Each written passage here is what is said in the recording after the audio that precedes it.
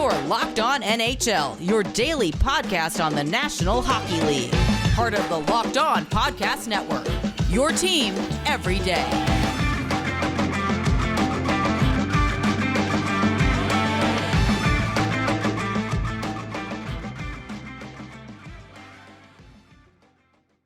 Hey there, hockey fans. Erica L. Ayala here, bringing you another women's hockey spotlight.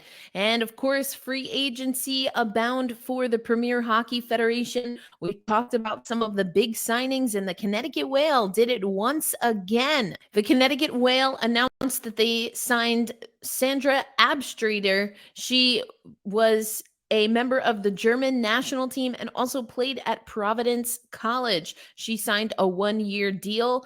Head coach Colton Orr saying the Connecticut Whale, is excited to announce the signing of Sandra Abstreiter. Her impressive ability to read the game and make critical saves in high-pressure situations is a testament to her skill and dedication to the sport. At 6'1", her size and athleticism bring a commanding presence to our team, and we're confident that her experience playing for the German national team and her leadership will be invaluable to our success. So another player coming straight from the NCAA, and we're also starting to see that international flavor really come through for the Premier Hockey Federation. Last season, she had a 1.88 goals against average. She totaled 759 saves through 33 starts in net, and that was also with 6 shutouts for Providence.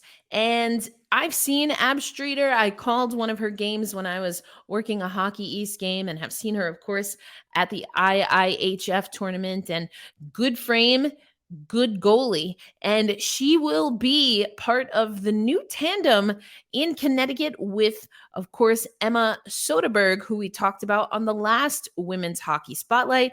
I had a chance to sit down with Emma. Here are a few of the reasons why she's coming to play for the Connecticut Whale and why she felt confident in signing for 2 seasons. Well, obviously, like a little similar to how it's been in the NCAA, I've enjoyed playing at a smaller rink. At home in Sweden, Europe, it's more common with the Olympic-sized sheets. And I think the smaller size rink has like pushed me to this pace. And I think that has helped me like on the international level too. Like when we played like Canada, US, like because that's their pace of hockey, and it's like very beneficial to be in that environment. And I also like with Connecticut how they want to focus not just on like team practices, they want to focus on like still skills development. So it could be goalie practice, it can be player specific. So I think they're like putting down the time and like, no, you need like, yeah, they're providing a lot of practice opportunities. Learning more and more about it is like what it made me think that like this is going to be the good place for me to be. I felt like secure enough in what I learned about the organizations to want to be like, that's why I felt like I could sign for 2 years, because I was like, I'm confident enough that they were doing the right thing and that this will be a good place for me. And it's also nice for me on a personal level just to know what I'm doing for a while. So it's not like a couple more months and then I was like, oh, what I'm doing next year. Like now I can like fully commit myself to something and like focus on it for a longer period of time as well. And 2-year deals are becoming more popular now that there is that 1.5 million salary cap per team in the Premier Hockey Federation entering season 9. And one of those players that will return to the Toronto Six is defender Kati Tabin. She signed a 2-year contract and will be making 110 AAV. And I got to also speak to Kati Tabin, and she told a really interesting story about the Isabel Cup and how she was able to finagle a little bit of extra time with the championship trophy. Back April 21st, around there. So that's my birthday, and no one had the cup. So I just brought it home to Winnipeg for the weekend. So that was a lot of fun. I brought it to my old high school. I actually brought it to Sammy Joe, our president's parents' house, because they're from here. So that was super cool. And then technically that didn't count as my time with the cup, which I'm really happy for. So I'm having a cup party with all friends and family in July. which I'm super happy about, just because when I had it for such a short period of time. I didn't get to, show everyone who I wanted to. So it'll be super cool being able to show old teammates, coaches, friends, and family, and just kind of thank them for where I've, gone through my whole hockey career. I have a lot of people that I'm super grateful for. That's amazing. So you found a little loophole. So you get a little extended stay with the cup. Yeah. Very nice. Yeah. That's awesome. Birthdays don't count. So we see the Connecticut Whale, Toronto 6 really picking up steam and momentum. The Buffalo Beauts and the Minnesota Whitecaps have still yet to name their head coaches, but we have seen them sign some players. Patty Marshall re-signed, as well as Denisa Kryshova re-signed with the Minnesota Whitecaps.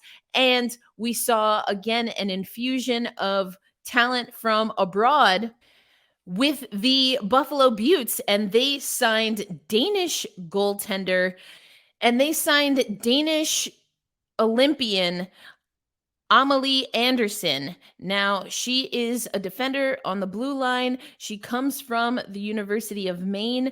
And this is what Nate Oliver, the general manager of the Beauts, had to say about the signing.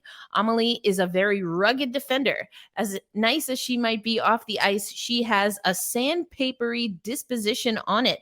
Amelie comes from a strong hockey pedigree with her father, mother, brothers, uncles, cousins, all having played at a high level, including her brother currently playing in the National Hockey League. Some people are just naturally gifted that way. And I do think there is something to be said for genetics. Aside from that, though, Amelie stands out entirely on her own with what she can do on the ice, and we are proud that she is now with Buffalo. For those who don't know, her brother is goaltender Frederick Anderson, who plays with the Carolina Hurricanes. So that's just a taste of what we have going on in the Premier Hockey Federation. Before we let you go for this Women's Hockey Spotlight, I do want to give you an update on what's been happening with the PWHPA and their forthcoming league. In an article written by Ian Kennedy for the Hockey News and their women's hockey vertical, Ian Kennedy reporting that PWHPA players were informed via email by their consultant, Jana Hefford, Hockey Hall of Famer Jana Hefford, that, quote, "we are at the finish line." Now, I think it's worth noting outside of Ian's reporting that we've heard this a little bit.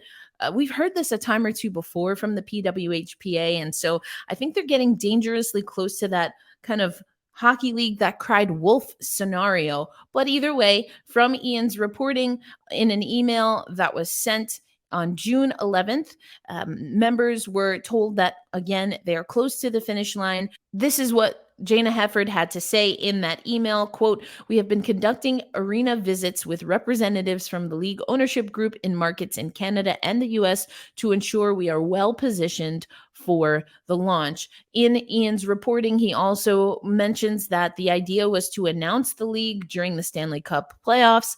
Of course, we are days from the final being over. The Golden Knights win their first ever Stanley Cup. So once again, a little bit delayed here, but we're hearing that delayed does not mean denied, at least not for this season.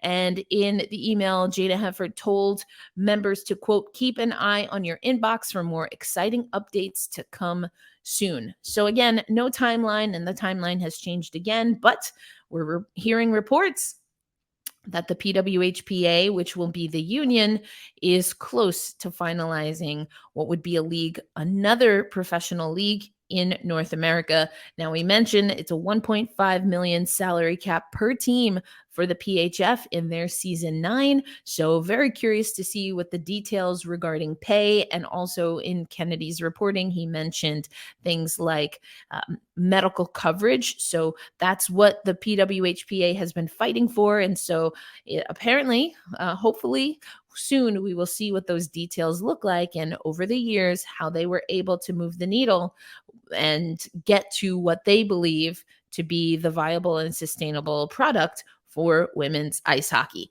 That is our Women's Hockey Spotlight for this Friday. Again, I'm Erica L. Ayala, your host of Locked on Kraken and a broadcaster in the Premier Hockey Federation for the last 8 seasons. And I will take you back over to Gil and Rachel.